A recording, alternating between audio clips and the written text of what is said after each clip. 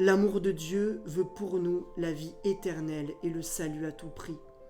Notre amour du prochain, s'il lui est semblable, doit vouloir pour l'autre la vie éternelle et le salut.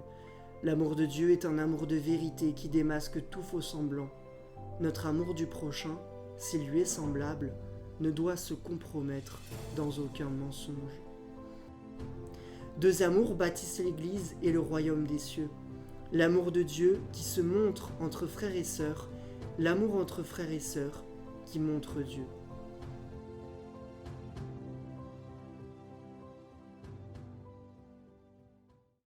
Évangile de Jésus-Christ selon saint Matthieu. En ce temps-là, apprenant qu'il avait fermé la bouche aux Sadducéens, les pharisiens se réunirent en groupe et l'un d'eux demanda à Jésus pour l'embarrasser : « Maître, quel est le plus grand commandement de la loi ?» Jésus lui dit : « Tu aimeras le Seigneur ton Dieu de tout ton cœur, de toute ton âme et de tout ton esprit.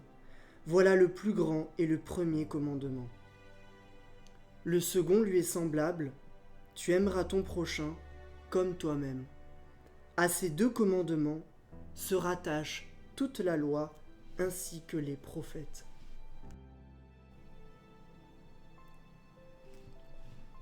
Pour nous qui regrettons de ne pas pouvoir pour l'instant poser toutes nos questions au Christ directement, quelle frustration de voir que pharisiens, sadducéens, docteurs de la loi, tous interrogent l'Éternel en personne sans mesurer la chance qu'ils ont d'être contemporains de Dieu. Parce que ce docteur de la loi qui s'avance, il ne vient pas la moue verte et tremblante, mais se tient devant Dieu incarné avec l'orgueil de son expertise. Il se présente, nous dit le texte sacré, pour mettre le Christ à l'épreuve, rien que cela. Dans notre vie, il y a des discussions édifiantes, où l'on échange les uns avec les autres pour marcher ensemble vers une vérité qui nous dépasse. Et il y a des discussions qui sont des mises à l'épreuve, des tentations, des traquenards spirituels. Que Dieu nous garde de confondre les deux. Le Christ ne s'y trompe pas, puisqu'il lit dans les cœurs. Mais la question, après tout, n'est pas mauvaise. Quel est le commandement divin le plus essentiel, le plus important, celui à mettre tout premier dans l'ordre de notre vie? Pour répondre, Jésus, qui sait comment se fait la théologie parfaite, plonge sa main dans l'Ancien Testament et en sort deux versets. Le premier vient du Deutéronome. « Tu aimeras le Seigneur ton Dieu de tout ton cœur, de toute ton âme et de tout ton esprit. » Tu aimeras. C'est ici ce que l'on appelait, il y a quelques siècles, l'amour de dilection. C'est-à-dire l'amour d'élection, l'amour de choix. Car, aussi paradoxal que cela paraisse, Dieu commande l'incommandable, il commande l'amour. L'amour pour Dieu se décide, et c'est pour cela qu'il le commande. Et la première étape pour le décider, c'est de réaliser que cet amour est à part de toutes les autres formes d'amour. Aucun autre amour ne saurait lui être identique. Et c'est une bonne nouvelle, parce que cela signifie que quelle que soit notre vie, quel que soit l'état de notre cœur, quelles que soient nos maladresses, dans toutes les autres façons d'aimer, quand il s'agit de l'amour de Dieu, on repart de zéro, comme des enfants.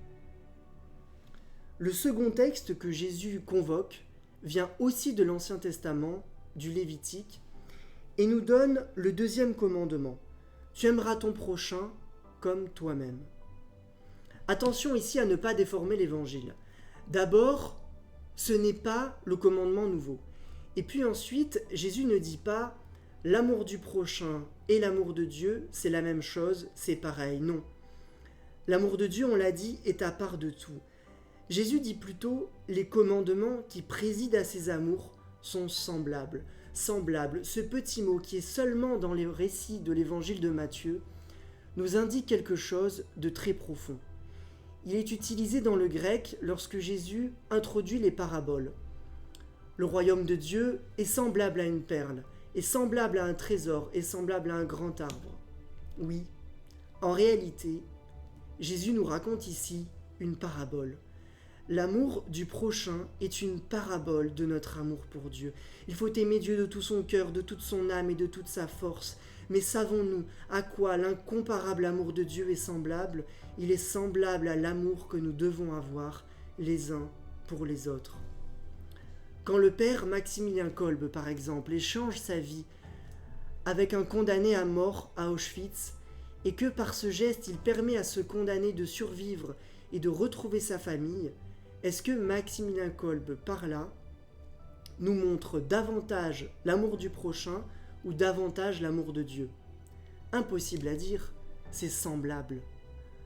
Au 1er siècle de l'Église, les historiens nous indiquent que les Romains se convertissaient autant pour voir le courage de ceux qui versaient leur sang dans les arènes que convaincus par la générosité des premiers chrétiens qui nourrissaient les pauvres en distribuant des pains dans les rues de Rome. Pourtant, qu'est-ce qui est le plus dur? D'ailleurs, Jésus dit très exactement qu'il faut aimer le prochain comme on s'aime soi.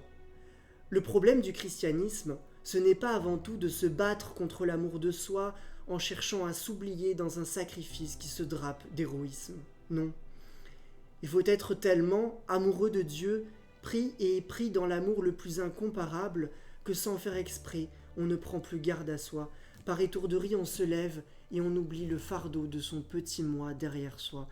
Il faut être tellement amoureux de Dieu que l'on ne sache plus aimer que d'une seule façon, d'une façon divine. Parce que l'amour du prochain que nous prétendons vivre, s'il est pris ailleurs que dans le cœur de Dieu, ce ne sera pas le vrai amour, mais une pauvre contrefaçon. Et des contrefaçons de l'amour de Dieu, on en trouve partout, et d'abord dans notre cœur, dans mon cœur. L'amour de Dieu veut pour nous la vie éternelle et le salut à tout prix. Notre amour du prochain, s'il lui est semblable, doit vouloir pour l'autre la vie éternelle et le salut. L'amour de Dieu est un amour de vérité qui démasque tout faux semblant. Notre amour du prochain, s'il lui est semblable, ne doit se compromettre dans aucun mensonge. L'amour de Dieu est excessif, gratuit, brûlant. Il s'oublie, se donne, persévère, pardonne, relève, comprend. Tout cela, on devrait pouvoir le dire de l'amour que nous avons les uns pour les autres. Deux amours bâtissent l'Église et le royaume des cieux. L'amour de Dieu qui se montre entre frères et sœurs, l'amour entre frères et sœurs qui montre Dieu. Le pharisien n'en saura pas davantage. Il a eu sa réponse et il repart. Il n'en voulait pas plus, son cœur s'étant comme fatigué de languir la sagesse. Celui qui demande peu repart avec peu. Pourtant, Jésus ajoute encore un mot. À ces deux commandements, toute la loi et les prophètes dépendent, ou plus littéralement sont suspendus. Les livres de la loi, depuis la Genèse jusqu'au plus petit prophète, sont suspendus à cette loi d'amour que le Christ est venu signer avec son sang. Suspendu. C'est la même expression qui, dans le Nouveau Testament, désigne les crucifiés. Cela donne donc à ces deux commandements, à l'amour vertical de Dieu et à l'amour horizontal du prochain, toute la loi et les prophètes sont crucifiés. C'est-à-dire que comme et avec le Christ, une mort et une résurrection attend l'ancienne alliance.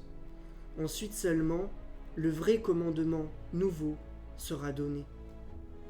Aimez-vous les uns les autres comme je vous ai aimé. Ce ne sera plus « aime ton prochain comme toi-même », mais « aime ton prochain comme le Christ t'a aimé », ce qui est bien plus exigeant.